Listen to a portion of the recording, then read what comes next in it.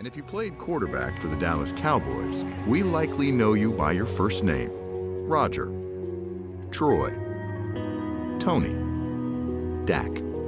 But before them came the first Cowboys star, Don. Well, you certainly can't tell the history of the Dallas Cowboys without Don Meredith having at least a nice big chapter, and it's near the very beginning of the story. If you'd have gone to Hollywood and say, okay, we're going to have this franchise in Dallas and we're going to start them off and we want a script and we want a character, and they brought in the real Don Meredith to play the quarterback, the producer or the director or the critics would have said, we can't get away with that. This guy's, he's too much of a powerful character. His personality and his toughness kind of put this team on the map.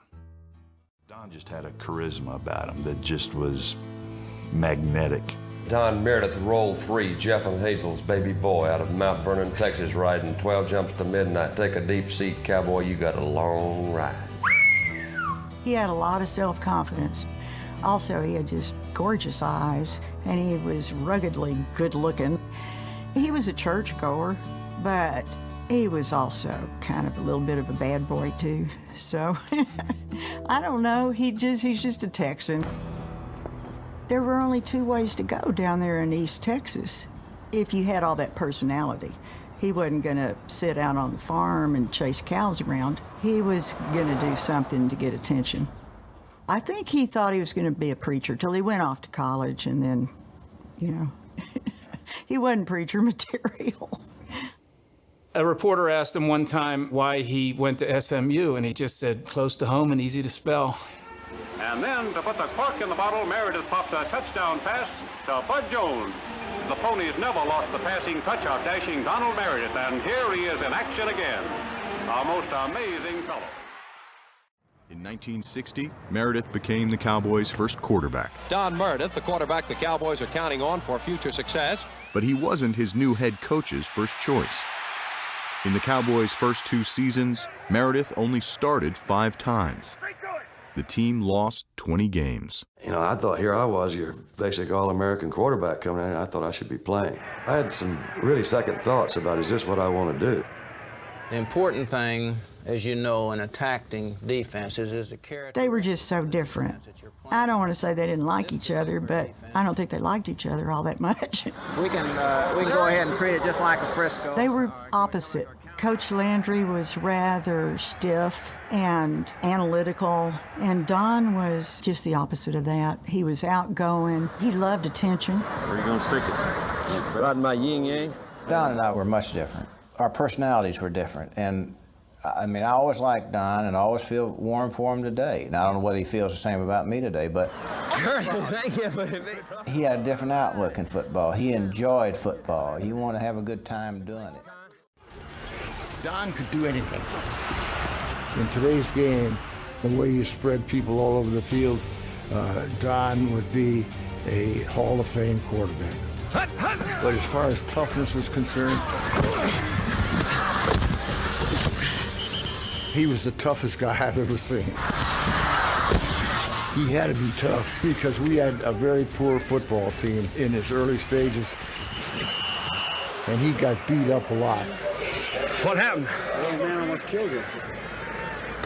As a kid, what I remember, he was at the airport and I ran up and jumped in his arms and my forehead hit his nose, which had been broken 12 times, I think, at that point. So it wasn't the strongest nose in the world. And I remember the blood, and he just kind of grabbed some tissue, stuck it up his nose. I'm fine, don't worry about it, and just popped that thing back into place. He would just fix his own bones when they broke.